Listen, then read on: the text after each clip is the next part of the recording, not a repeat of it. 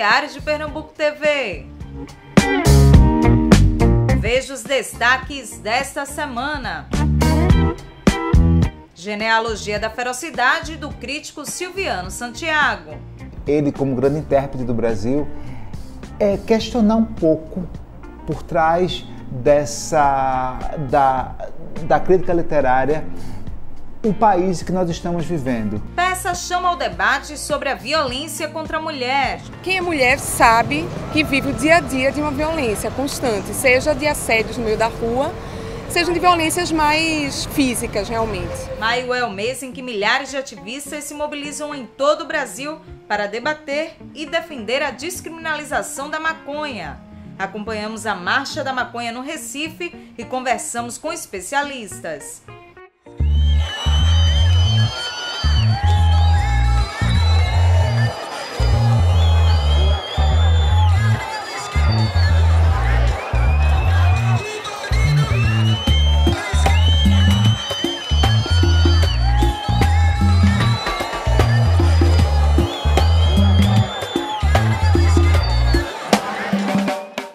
O que me fez vir para a marcha, acima de tudo, é a importância da visibilidade, da importância que tem a cannabis sativa na vida do brasileiro. Muita gente fuma, assim, e é mais do que as pessoas pensam que é por recreação, qualquer outra coisa. É para tratar da nossa saúde, é para tratar do nosso psicológico, é recreativo, é medicinal, traz relaxamento, traz cura, me ajuda principalmente em muitas coisas, assim, com dores, com problema de cólica, com insônia, com falta de apetite. Então acho que é isso, assim, as pessoas precisam se informar mais sobre o que a maconha tem de bom, traz de bom e o que pode gerar, o que pode acabar muito com o problema da criminalização, da violência e tudo mais. Na realidade, a guerra às drogas é o que mata, né? A proibição é o que mata. E o que me motiva é saber que isso é uma coisa que tem que ser tratada e a gente tem que fortalecer a ideia nas pessoas, né? E lutar por uma nova política de drogas. A legalização no Brasil ela já é, né? Ela já existe.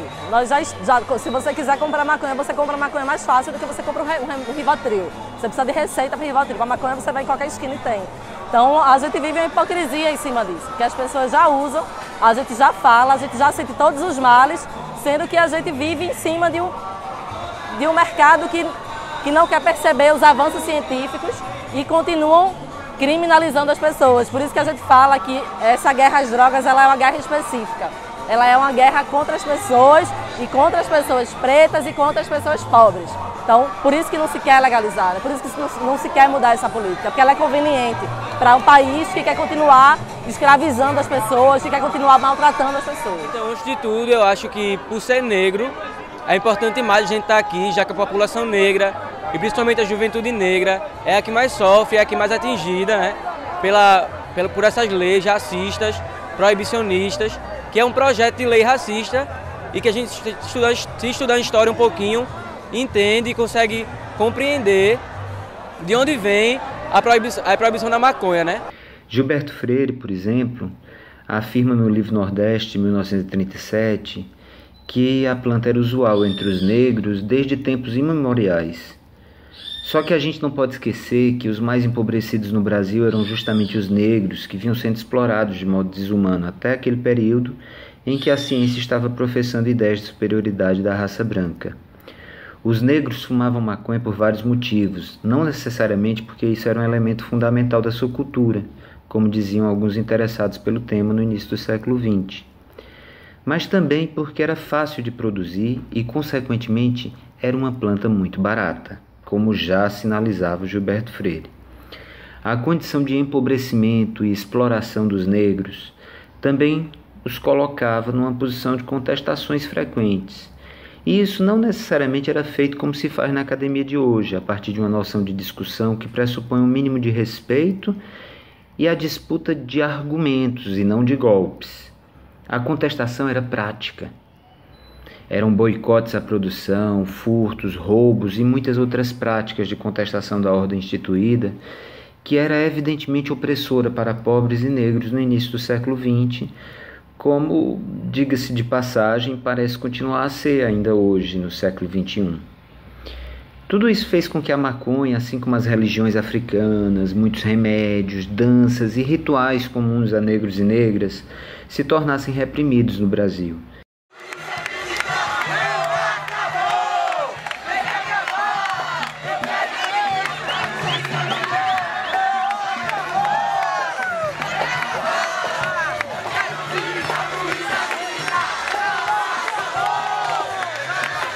Então, o canabidiol é um dos remédios, é uma das substâncias que é extraída da planta da maconha, né, do cannabis. Então, existem pelo menos cerca de 500 substâncias que atuam no sistema nervoso central. Então, o canabidiol é uma dessas substâncias. Tem outras mais conhecidas que é o THC, que é o tetrahidrocanabiol. Então, são substâncias que o canabidiol, por exemplo, ela não causa dependência, não tem aquele efeito alucinógeno da maconha, então o efeito é mais terapêutico, é mais no tratamento. Então o canabidiol ele atua numa estrutura do neurônio que diminui as crises epilépticas, diminui o estímulo da célula para causar a crise. Então atua como um protetor do neurônio para evitar que tenha a crise epiléptica. Para a marcha para poder mostrar o quão bem a maconha tem feito na vida dele e de outros pacientes que têm feito uso. O nosso médico prescreve pela off-label, tem dado extremamente certo, não só no poder de concentração, mas também na apetência. Toda a procepção dele tem melhorado com o uso da maconha. E a gente não pode guardar isso dentro de casa e a gente veio para a rua com um coletivo de mães que usa para poder estar conversando, mostrando para todo mundo.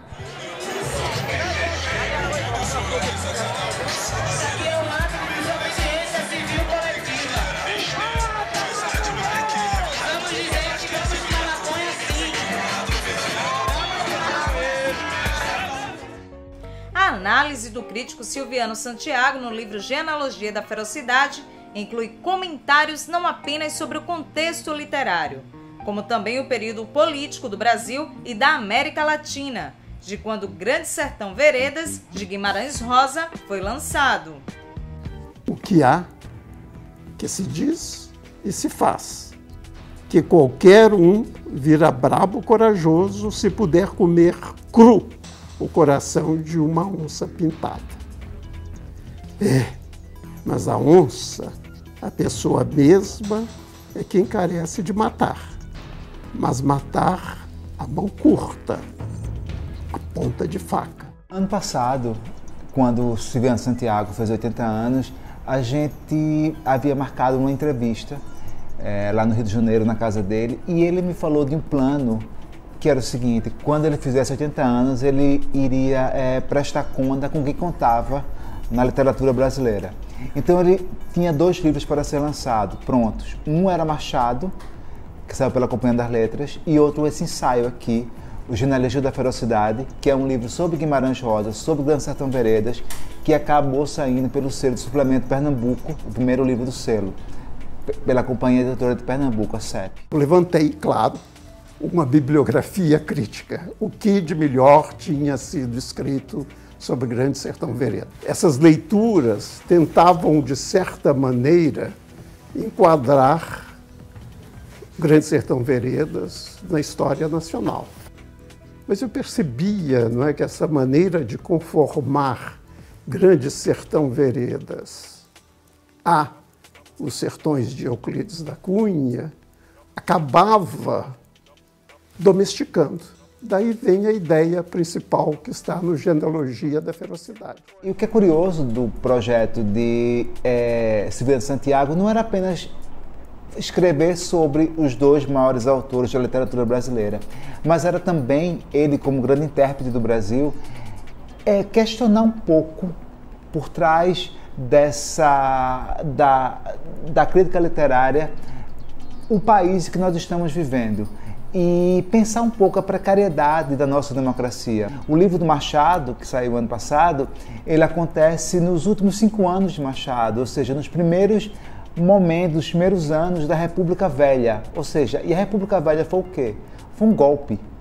a gente pode até pensar que nós estamos vivendo um outro golpe, mas assim, a República Brasileira, ela justamente começou com um golpe. E o Machado, esse primeiro livro, ele mostra justamente isso. Ele mostra coisas curiosas, como as pessoas que defendiam o Império, a monarquia, eles foram enviados, né, se tiraram do Rio de Janeiro, que era a capital do Brasil, e foram enviados para Minas. E o que era Minas? Minas justamente era essa imagem, né, do que era o Império, do passado. E Genealogia da Ferocidade, que é esse livro mais recente dele, que é o segundo desse projeto dele de escrever sobre quem conta no Brasil, ele aparentemente é um livro sobre Grande Sertão Veredas, talvez o maior romance brasileiro do século XX. Mas mais que isso, é um livro que questiona a nossa modernização, questiona o nosso fascínio por uma modernidade que resolveria tudo num piscar de olhos. Estavam esfaqueando o rapaz. E eu espiava para a água, esperando ver vir misturado o sangue vermelho dele, e que eu não era capaz de deixar de beber.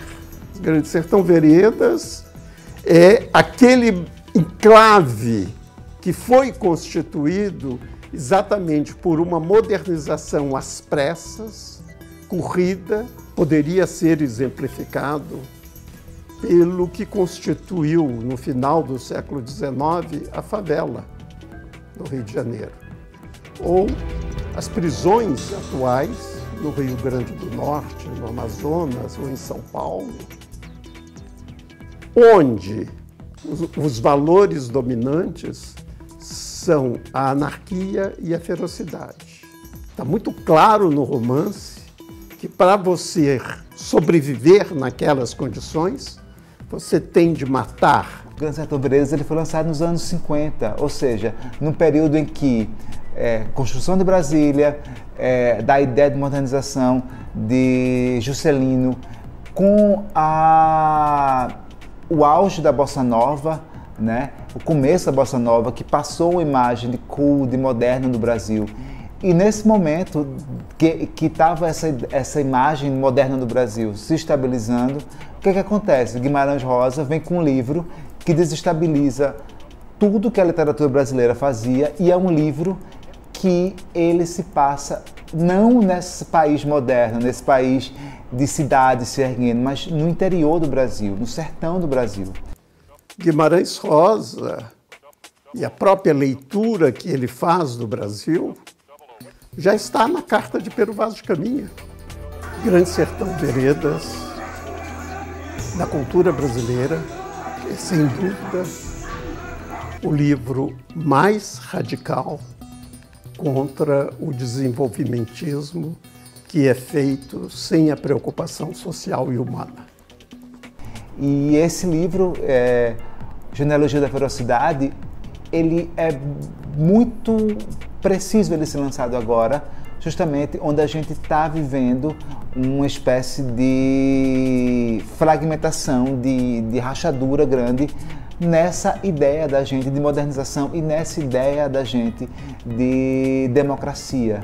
Eu acho que esses dois livros de Silviano, tanto Genealogia da Ferocidade, tanto o Machado, né, são dois livros que, combinados juntos, ao ele olhar para esses dois autores, eles dão uma ideia grande de como está o Brasil hoje. Genealogia da Ferocidade é o primeiro livro do selo, do Suplemento Pernambuco. O segundo livro a gente vai lançar no segundo semestre, que se chama Antologia Fantástica da República Brasileira. É um livro de Zé Luiz Passos, escritor pernambucano, mas residente na Califórnia, atualmente professor da Universidade da Califórnia, onde ele vai também, assim como o livro do Silviano fez, com outra perspectiva, mas também problematizar as nossas prerrogativas de democracia e de república. Eu acho que justamente isso. Eu acho que a gente está vivendo um momento em que é preciso haver um questionamento dessas questões. Eu acho que a literatura ela tem um papel fundamental nesse momento didático até, de fazer a gente pensar sobre o momento que o Brasil está vivendo. O espetáculo mergulha em histórias reais para instigar o debate sobre o machismo, a cultura do estupro e o patriarcalismo.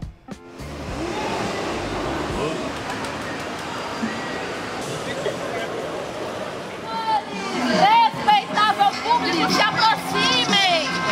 Se aproximem, a cerimônia vai começar! A trupe Ensaio Aqui e Acolá surgiu da Universidade Federal de Pernambuco. Éramos todos estudantes de lá. Tínhamos um professor em comum chamado Marco Camarote e ele chegou a falecer, a gente ainda estava cursando. E aí a gente resolveu montar um espetáculo usando as teorias dele como caminho, como norte. E aí a gente pegou um texto dele, montou esse espetáculo usando as teorias dele em uma forma de homenageá-lo. Aí a gente fez um primeiro espetáculo chamado Rififi no Picadeiro. Depois que a gente montou esse espetáculo, a gente resolveu realmente se firmar enquanto grupo e seguir trabalhando. A gente fez um segundo trabalho que chama Amor de Clotilde por um certo Leandro Dantas. E esse terceiro espetáculo, que chama Machuca, ele fala sobre violência contra a mulher. Ele é bem diferente dos outros dois primeiros. Onde somos 3 integrantes, mulheres, no grupo. E a gente sempre conversava sobre as atrocidades que a gente via todo dia. Em relação à violência de gênero. E aí, nessa vontade de falar, a gente acabou disputando um edital, conseguimos um patrocínio do governo federal e conseguimos botar a mão na massa para criar Machuca.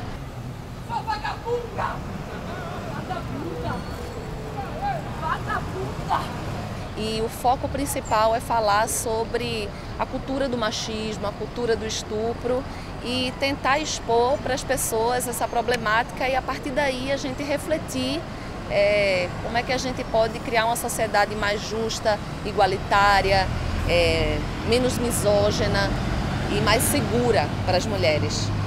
O espetáculo é todo baseado em histórias reais. Fomos pesquisar em histórias que saíam no jornal, no noticiário, em sites com depoimentos verdadeiros. Recebemos alguns depoimentos de pessoas. Quem é mulher sabe que vive o dia a dia de uma violência constante, seja de assédios no meio da rua, seja de violências mais físicas realmente.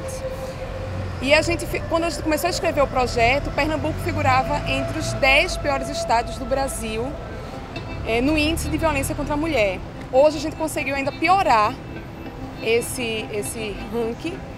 A gente tem essa proposta de apresentar tanto num espaço cênico fechado quanto na rua. São duas visões completamente diferentes. No teatro a gente tem a possibilidade de ter uma luz, de ter um desdobramento de conversa com a plateia. E na rua a gente está jogando para que as pessoas vejam mesmo, para essa galera que está aqui circulando, seja tocada no assunto, seja tocada pelo assunto de outra forma, né? O que a gente propõe trazer, assim, que chegue a um maior número de pessoas e diversas, assim, sabe? As pessoas mais diversas possíveis. Porque no teatro a gente tem um público, tem aquele público que normalmente já vai, e aqui a gente quer abarcar o maior número de pessoas possíveis, diferentes pessoas que vão passando, que levem pelo menos uma parte do recado, sabe? Que mesmo que não veja tudo. Então, nós ainda temos na rua a apresentação dia 30 na Ilha de Deus, dia 31 na Colônia Penal Bom Pastor e no dia 1 em Jardim São Paulo. E sexta, sábado e domingo do próximo final de semana, a gente tem apresentações no Teatro Capiba, no Sesc de Casa Amarela.